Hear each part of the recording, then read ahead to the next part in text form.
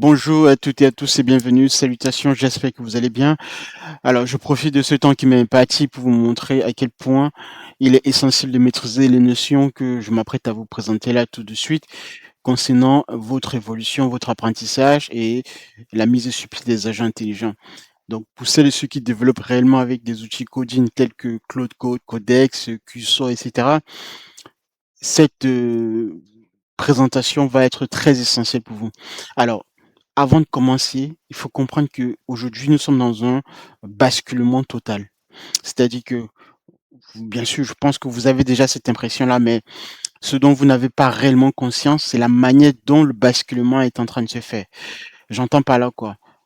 Beaucoup de gens s'intéressent à Claude Code, par exemple, veulent utiliser ces outils-là, Codex, QSO, comment développer, co-développer avec ces outils, mais ont du mal justement à avoir une méthodologie, à avoir une clairvoyance, une vue d'ensemble de tous les sujets nécessaires pour y arriver. Donc, c'est ce que nous allons voir dans cette mini vidéo. Alors, qui suis-je? Je m'appelle Gabriel, je suis ingénieur IA et expert dans le domaine.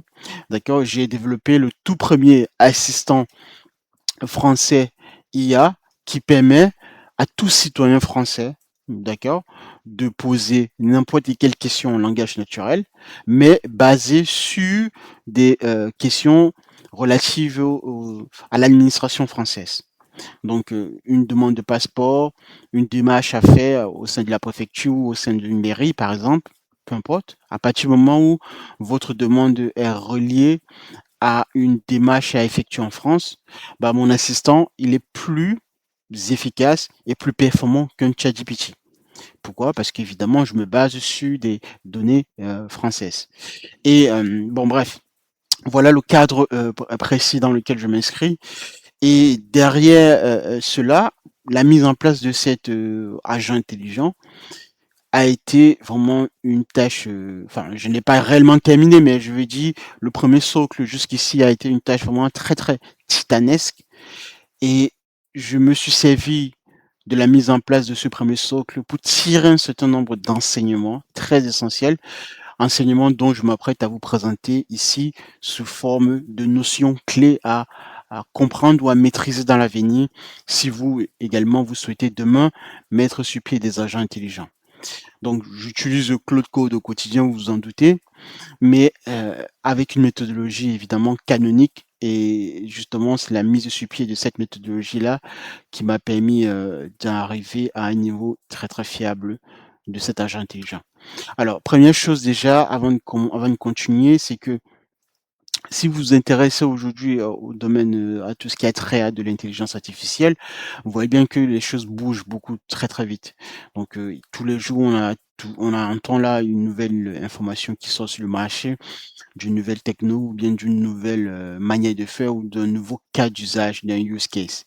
Mais sachez que en termes d'effets, il y a quand même ce qu'on va ce qu'on pourrait dire aujourd'hui une bulle IA, puisqu'évidemment, beaucoup de personnes surfent derrière cette bulle IA pour vous vendre tout un tas de formations là derrière qui ne sont pas réellement là pour vous apporter une réelle valeur ajoutée. Ici, je précise bien, je m'inscris dans la durée et avec justement mon projet qui pour l'instant est en étude auprès d'un certain nombre de grandes structures étatiques et même privées. C'est la preuve, entre autres, que je suis là pour vous apporter justement des informations nécessaires à votre connaissance là-dessus dans ce domaine-là. Et bon, bref.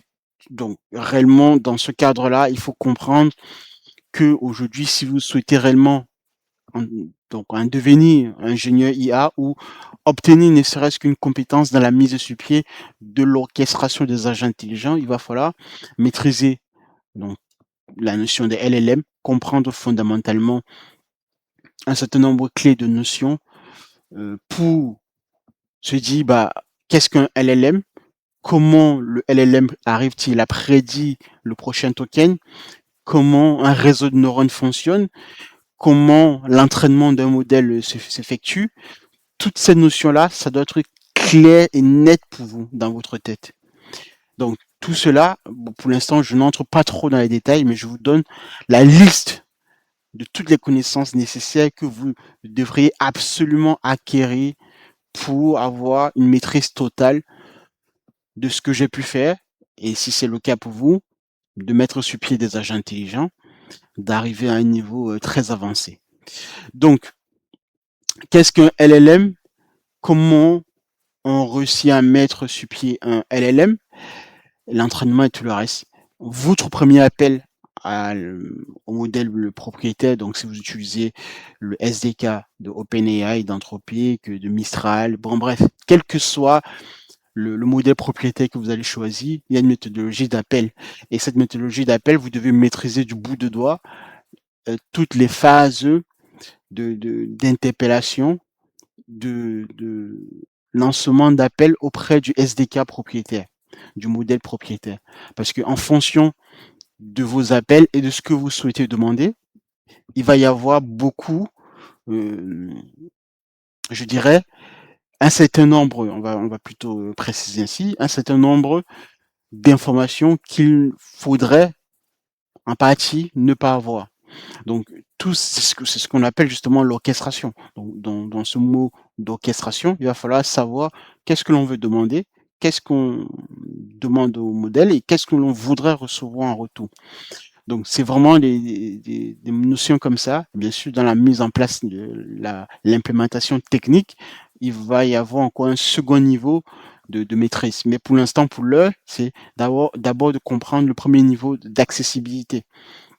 Donc, je disais ici, donc, je vous ai résumé ici avec mon interface, comme vous pouvez voir là, avec Cloud Design, les notions les plus essentielles tirées de mon projet d'excellence qui a été effectué.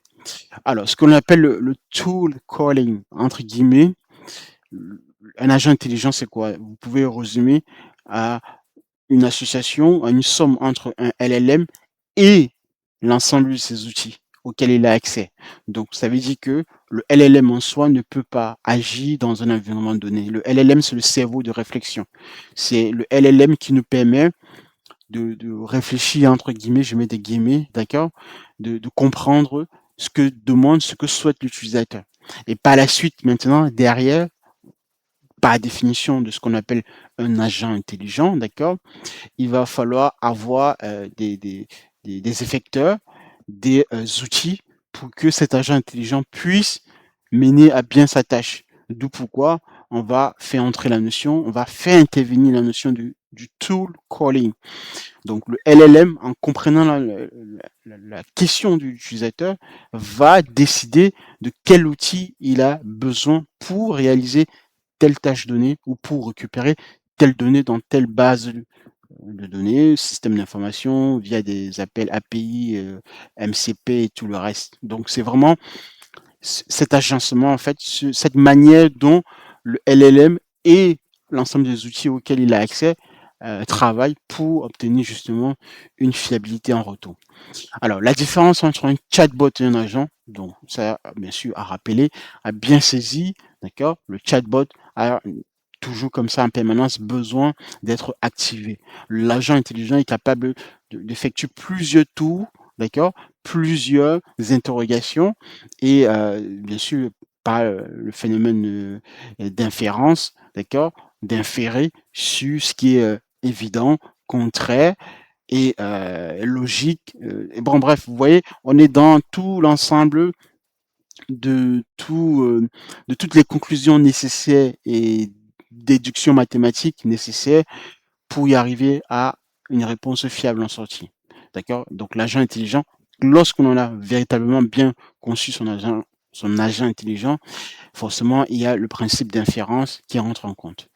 Alors, les 10 principes universels, donc, quel que soit le LLM, enfin, l'agent intelligent que vous allez devoir mettre en place dans n'importe quel contexte, il y a 10 principes universels qui reviennent toujours, d'accord? Et ces 10 principes-là sont essentiels pour comprendre la mise sur pied de tout agent intelligent. Donc, compréhension première, le SDK, le cœur, donc, c'est vraiment la plomberie de ce que le modèle propriétaire, de ce que Anthropic, OpenAI, Mistral, ces géants vont vous mettre à disposition. Et vous, vous devriez bien appeler le SDK, le Software Development Kit, toute, toute la partie quincaillerie, en fait, d'accord, du modèle propriétaire. Maintenant, le deuxième principe, vous avez la double boucle, donc conversation, itération. d'accord? Vous échangez au fur et à mesure avec, l'agent intelligent, donc ça va créer une itération et ainsi de suite, un feed en fait de conversation. La partie, computationnelle, d'accord? Les outils que vous utilisez, ça en fait partie. Les événements typés, j'entre pas trop dans les détails pour l'instant, mais je vous donne l'ensemble des grandes lignes. Les événements typés, des bus découplés en fait, d'accord? L'état préservé d'un tout à l'autre. C'est-à-dire que si par exemple, au cinquième principe, l'utilisateur commence par une première conversation, il faudrait que le modèle soit en mesure de suivre de bout en bout, même au bout de 20 échanges, de 20 conversations, le tout premier échange que l'utilisateur a pu euh, créer dans son feed de conversation. C'est vraiment à ce niveau-là. Et créer ou bien arriver à cet état-là, il va falloir des stratégies de context management, des stratégies de prompt caching, par exemple, et de suivi justement du contexte au fil du lot. D'accord. Donc, c'est ce que vous voyez par exemple sur les principes 9 et 10, d'accord, la défense en profondeur, parce que plus l'utilisateur va échanger comme ça avec votre agent intelligent, bah, plus, donc c'est ce qu'on appelle justement la perte de mémoire qui va petit à petit comme ça y arriver à un moment donné, d'accord? Parce que les arbres ne montent pas jusqu'au ciel, c'est-à-dire que au bout de, je sais pas, au bout de 100 échanges entre l'utilisateur et son interface et l'agent intelligent, il devient de plus en plus difficile pour l'agent intelligent, justement en raison du contexte Windows, de la fenêtre de contexte limitée, de remonter aux premiers échanges et donc réussir à faire en sorte que l'agent intelligent puisse maintenir cette cohérence dans le discours, même au millième échange. Tout cela demande une architecture, une compréhension très profonde de tous les principes que je viens de vous présenter ici. Donc, bref, je n'entre pas plus dans les détails jusqu'ici. Je vais revenir au premier, aux premiers échanges, à vous dire en fait que vous avez donc ce principe-là qui est très très important, d'accord? Et ensuite, vous avez autre chose également qui est vraiment très très essentiel dans la mise en place de vos agents intelligents, c'est l'architecture. L'architecture ici, c'est quoi? C'est que vous avez ici six, six couches en fait qui vous permettent de mieux structurer en fait votre projet. Donc vraiment l'architecture, c'est aujourd'hui, puisque les agents de type Claude Code sont capables de produire du code comme ça de manière très rapide. Donc il est important de maîtriser à la base, en amont, l'architecture de son système d'information, de bien structurer son architecture pour que Claude Code puisse vous créer du code qui soit en relation directe avec votre architecture. Et ici, j'ai regroupé cela sous forme de 6 couches. Vous avez la couche client, d'accord? La couche transport des données entre la session de l'utilisateur et l'interface. L'orchestrateur, évidemment, on n'oublie pas l'orchestrateur. Le pont avec le LLM, le registre des outils, d'accord? Tout à l'heure, je vous parlais de la notion d'outils et l'action de l'agent intelligent dans le monde extérieur. Donc, avec notamment les API, les bases de données, les fichiers et d'autres sous-agents intelligents que notre agent principal pourrait utiliser. Donc c'est vraiment cette partie-là à bien comprendre. Travailler avec Claude Code. Alors, même si vous savez à peu près la définition de Claude Code en tant qu'agent coding, toujours est-il que bon nombre de personnes ne savent pas comment l'utiliser pour rapidement accélérer les développements. Donc c'est encore l'occasion ici de mieux comprendre ce qu'est réellement Claude Code, d'accord? Comment a-t-il été entraîné et comment fonctionne-t-il en interne et comment il agit justement en allant récupérer un certain nombre de vos fichiers ici, d'accord? Et comment il est capable d'agir et de modifier, surtout, évidemment, modifier ou créer d'autres fichiers en relation avec votre projet pour que l'ensemble soit toujours un ensemble cohérent. Donc, c'est tous ces aspects-là qui sont essentiels, qui sont vus dans la méthodologie canonique de comment travailler avec Claude Code. Le système prompt canonique, d'accord? Comment bien rédiger un prompt, OK? Je vais pas y revenir là-dessus, mais c'est essentiel évidemment pour notre agent intelligent parce que votre agent intelligent, c'est la différence aujourd'hui par exemple avec entre mon agent intelligent et un ChatGPT ou un Claude, point AI classique, c'est que ChatGPT, c'est un modèle généraliste. Donc ChatGPT va être beaucoup plus axé sur sa capacité à répondre à tout un tas de questions, sur plein de domaines variés. Moi, mon agent intelligent ne s'intéresse que à une spécificité des données françaises, mais notamment sur le service public, donc le service étatique de euh, faciliter, d'accord, la vie du citoyen au quotidien. Donc ici, par exemple, en termes de, je vous montre ici mon interface, je pense que vous voyez, une démarche administrative, un renouvellement d'une pièce d'identité, les impôts, d'accord, si vous simulez vos impôts de 2026, peu importe, quelle que soit votre requête, en relation avec le service étatique en France, par exemple, connaître le prix réel de l'immobilier dans un territoire donné de la République, ça, ce sont des données que l'administration nous met à disposition. Et donc, vraiment, la différence fondamentale avec un ChatGPT, c'est que c'est vraiment axé sur des données françaises, mais en plus de cela, c'est uniquement axé sur le bien de rendre service justement aux citoyens français. Une petite démo ici, donc une simulation. Donc, imaginons tous les jours, donc où les Français reçoivent des contraventions, et voilà, pour lesquelles parfois, deux fois, je trouve que, enfin, je suis pas le seul en tout cas, je trouve qu'il y a un abus justement de la taxe, dans, voilà, dans le fait que à peu près quasiment tous les jours, vous avez des milliers d'individus qui reçoivent voilà, des contraventions à payer pour dépassement ou excès de vitesse ou parfois souvent pour des feux de signalisation qui ne sont pas souvent mis à jour. Peu importe, en tout cas.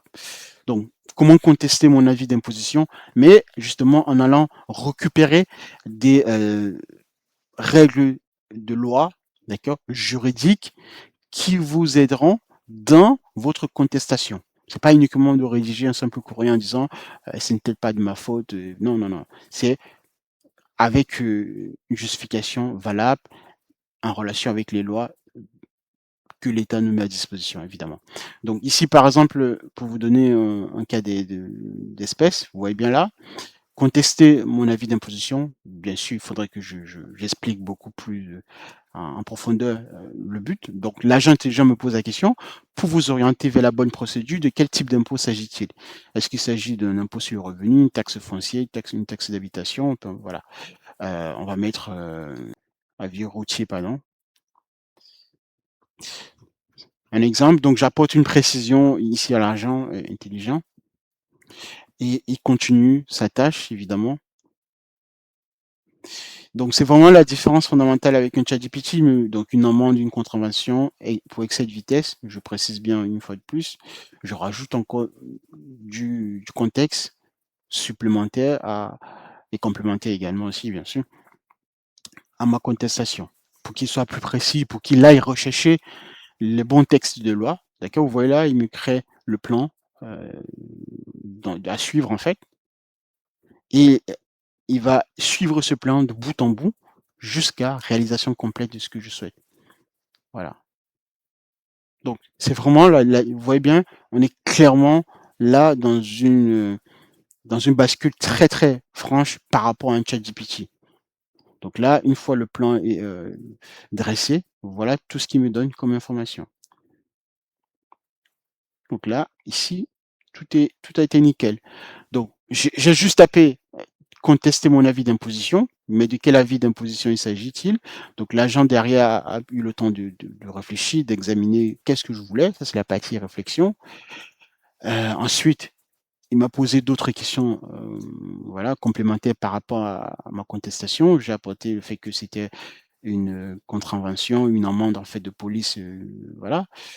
Vous avez pu voir que j'ai rentré le texte. Donc c'est l'échange de boucles, itération, conversation entre vous et l'agent intelligent. Donc, identification, donc il m'a créé le plan à suivre, identifier la situation et le type de contravention, ce qu'il a été capable de faire, rechercher les procédures de contestation d'amende, Donc, par rapport à mon amende précisée, identification des délais et documents, publier le plan d'action complet, ce que je dois faire par la suite, d'accord? Et synthèse de suggestions de suivi. Donc, je recherche les informations officielles sur les voies de contestation. Donc, c'est vraiment un assistant, un agent intelligent capable de vous accompagner. Ici, on pourrait quasiment dire, ça fait le filtre en fait de ne pas contacter un cabinet d'avocat directement pour avoir un conseil qui, d'emblée, à première vue, vous serez facturé rapidement par un professionnel. Ici, clairement, je précise bien, les données viennent en particulier, là, par exemple, de toute la plateforme DataGouv, d'accord?